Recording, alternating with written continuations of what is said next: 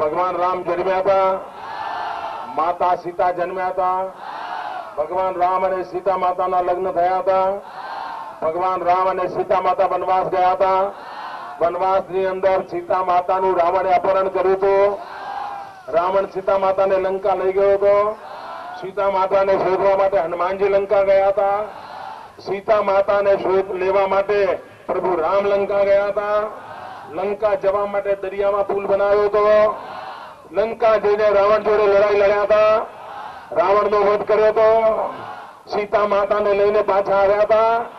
બોલો, તમને બધી ખબર છે, કોંગ્રેસને ખબર જ નથી. ના, તમને ઝીણામાં ઝીણી ખબર છે, પણ કોંગ્રેસ પાર્ટીને ખબર નથી કે આ દેશમાં પ્રભુ રામ હતા અને આ દેશ પ્રભુ રામમય છે. પરંતુ કોંગ્રેસ પાર્ટી વોટ બેંકની રાજનીતિ ખાતર સુપ્રીમ કોર્ટમાં જઈને કે ભગવાન રામ જન્મ્યા નહોતા.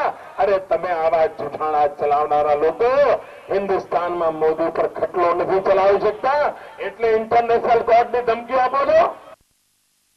તો સત્તામાં